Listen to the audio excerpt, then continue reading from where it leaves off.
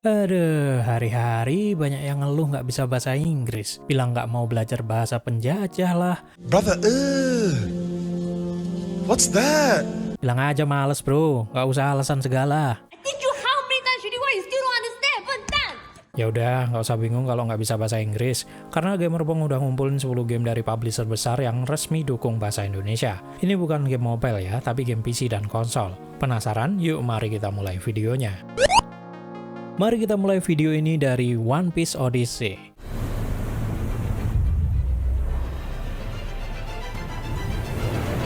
One Piece Odyssey adalah game yang dibikin bareng Eiichiro Oda, jadi cerita sampingan petualangan bajak laut topi jerami. Simpelnya game ini kayak film layar lebar dari animenya.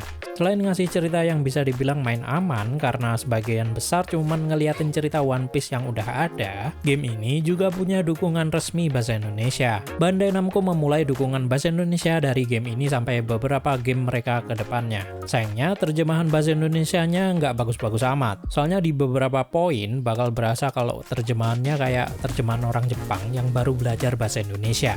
Nggak heran sih kalau dilihat dari kreditnya yang nerjemahin orang Jepang. Dari Bandai Namco kita beralih ke Returnal, game eksklusif PS5 dan PC milik Sony Interactive Entertainment.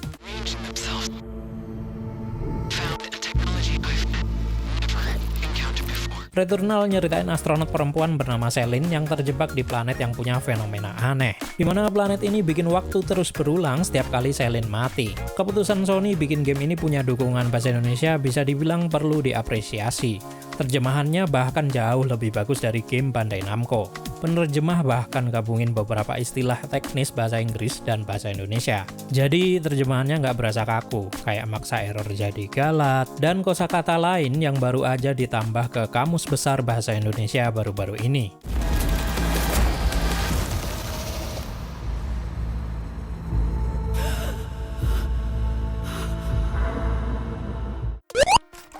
Lanjut ke Destroy All Humans 2 Reprobate. Blisk? Wait a minute. I thought we wiped the Blisk out.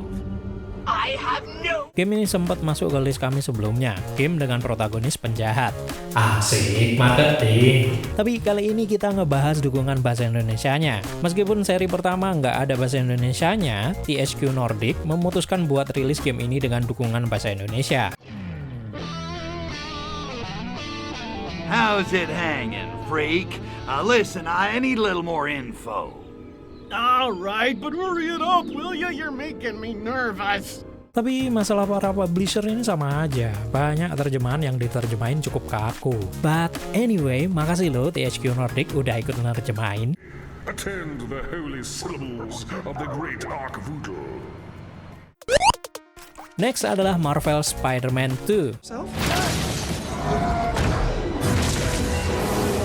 Ini adalah kejutan yang nggak diduga dari PlayStation.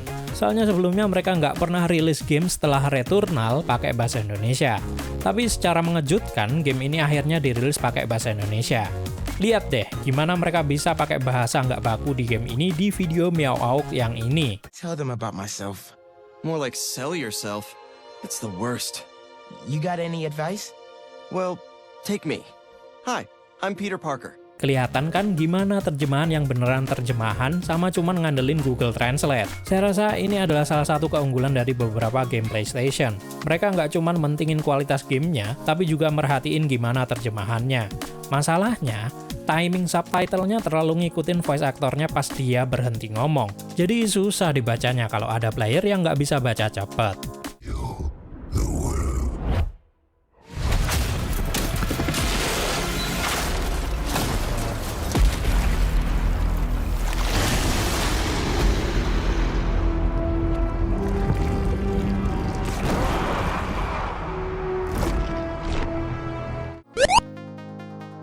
Selanjutnya judulnya cukup panjang nih, Naruto Boruto Ultimate Ninja Storm Connections. New graphics, new features, and powerful ninjutsu fused together in the next level of ninja battles.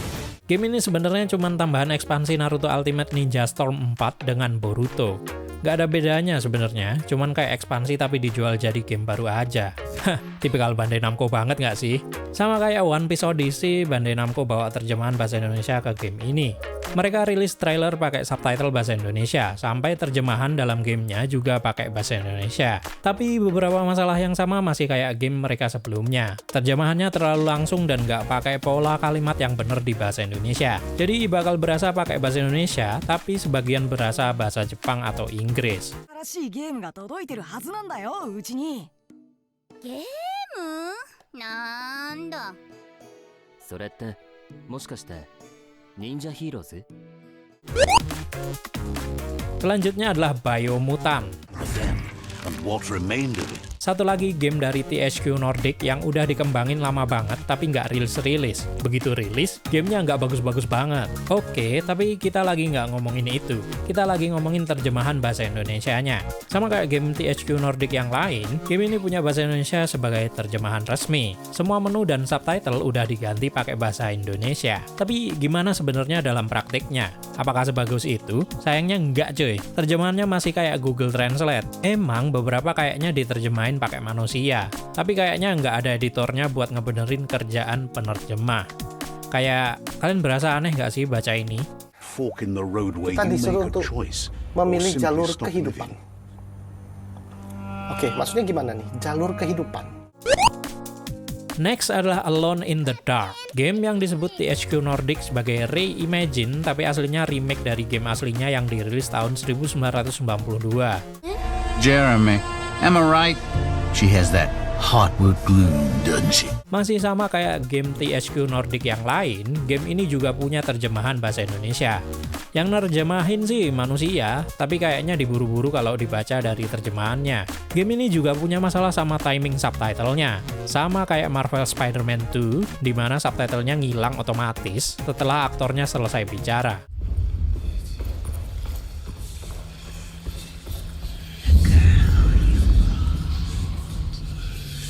What is that? Kayaknya ini masalah di kode developer deh, bukan di penerjemahnya. Tapi tetep sih, beberapa terjemahannya masih berasa kayak mesin. Mungkin karena diburu-buru kali ya. Lies. More lies. Spring! Wait! Di nomor 3 kita ada Doraemon Story of Seasons, Friends of the Great Kingdom. Game ini dikembangin sama developer yang bikin Harvest Moon yang udah berpisah dari Natsume, Marvelous. Tapi karena dikontrak oleh Bandai Namco, mereka bikinin versi Doraemon. Gameplaynya kurang lebih sama kayak Story of Seasons lain, tapi pakai alat Doraemon. Yang bikin gamenya menarik jelas dukungan bahasa Indonesianya. Cuman masalahnya tetap masih banyak terjemahan yang terlalu langsung. Kita lihat contohnya kalimat ini deh. Sementara Nobita mengelola peternakan, Shizuka, Gian, dan Tsuneo mencari pekerjaan untuk mereka di toko-toko lokal di kota. Harusnya kan terjemahan ini bisa jadi kayak gini. Shizuka, Giant, dan Tsuneo pergi ke kota untuk mencari pekerjaan di toko. Sementara Nobita bertugas mengelola peternakan. Kayak gitu kan mendingan ya. Ini cuman segelintir dari banyaknya terjemahan yang cukup kacau ya, kalau menurut saya. Bukannya nggak bersyukur sih, tapi kalau saya beli game yang harganya 500.000, masa terjemahannya kayak gini sih? 500.000 rupiah itu nggak murah loh buat rata-rata orang Indonesia. Ya, tapi itu pendapat saya aja ya. Mungkin kalian beda nanggepin masalah kayak gini.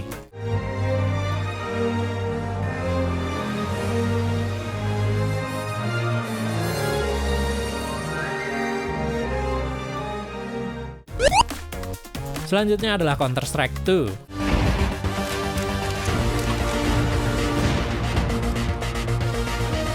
Ya, bener banget, Counter-Strike 2 sekarang ada bahasa Indonesianya. Updatean ini sebenarnya dirilis minggu ini sih, pas video ini dirilis. Kalian tinggal ganti properties gamenya ke bahasa Indonesia. Beres, gitu doang.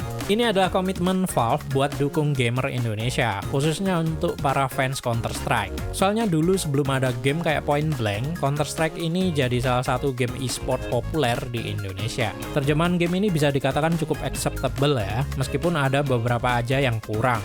Tapi buat game minim informasi dan nggak ada ceritanya kayak gini, nggak bagus-bagus amat juga nggak masalah. Valve katanya juga mau menerjemahin Dota 2 ke bahasa Indonesia. Tapi sampai sekarang baru Counter-Strike 2 aja yang diterjemahin.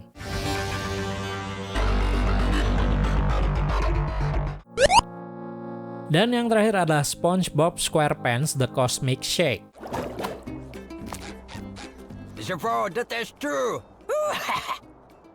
Batuknya tidak terdengar bagus. Game ini saya taruh di urutan pertama, soalnya baru ini game yang punya terjemahan nggak cuma teksnya aja, tapi juga dubbingnya. Aku siap, aku siap, aku siap. Aku lupa sesuatu. Iya, pengisi suara kartun yang biasanya kita tonton di TV, sekarang dikontrak oleh THQ Nordic buat ngisi suara game ini. Kembalilah setelah alarmku bunyi. Aku harus mendapatkan tidur cantikku. SpongeBob SquarePants The Cosmic Shake nyeritain petualangan SpongeBob dan Patrick yang mau balikin Bikini Bottom seperti sedia kala akibat ulah mereka sendiri. Petualangan kalian bakal ditemenin pengisi suara SpongeBob dari Ade Kurniawan. Aku siap, aku akan menemanimu, Patrick. Jumali Jindra sebagai Squidward. Satu-satunya tempat yang aku tidak sukai adalah tempat di mana ada SpongeBob dan Patrick. Apa berlebihan minta untuk satu hari saja yang tenang dan damai? Bagaimana aku akan melukis hasil karya terbaruku dengan kalian yang selalu tertawa keras? Darmawan Susanto sebagai Patrick Star. Oh, SpongeBob. Aku tidak bisa mendengarmu. Kuharap kalau aku sebuah balon, aku akan bisa melakukan hal-hal keren seperti ini, dan ini, dan ini. Sampai Dadang Hidayat, sang pengisi suara Mr. Krabs. Ya, itu jelas Tuan keren. Halo anak-anak. Uang lebih manis daripada madu. Ini kesempatan sempurna untuk memulai dokumenter tentang restoran terbaik di Bikini Bottom. Sayangnya ya, sekali lagi terjemahannya lagi-lagi nggak sebagus di TV. Banyak banget bahasa Indonesia dan dialog yang aneh banget buat didengerin bahkan dibaca. Oh tidak, Patrick. Apa yang telah kita lakukan?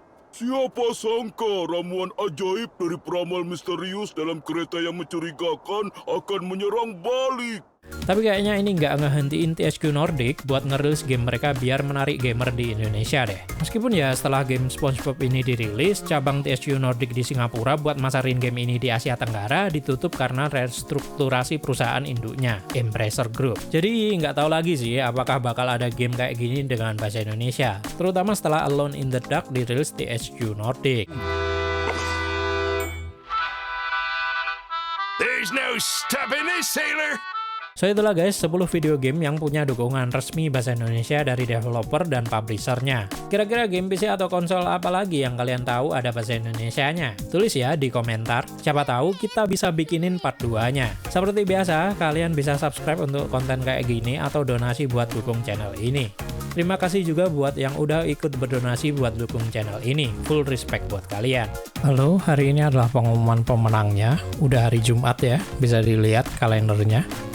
Kita lihat dari komentarnya hanya 4 orang yang eligible ya. Mohon maaf banget sekali nggak ikut aturan nggak masuk, padahal udah saya ingetin loh. Udah saya bales.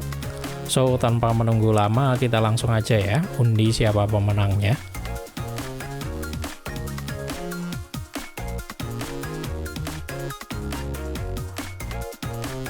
Selamat buat pemenang, nanti saya hubungin habis video list ini dirilis. Udah saya tag juga orangnya di YouTube.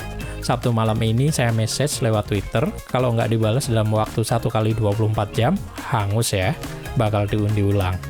Segitu aja dari kami, sampai jumpa di video selanjutnya.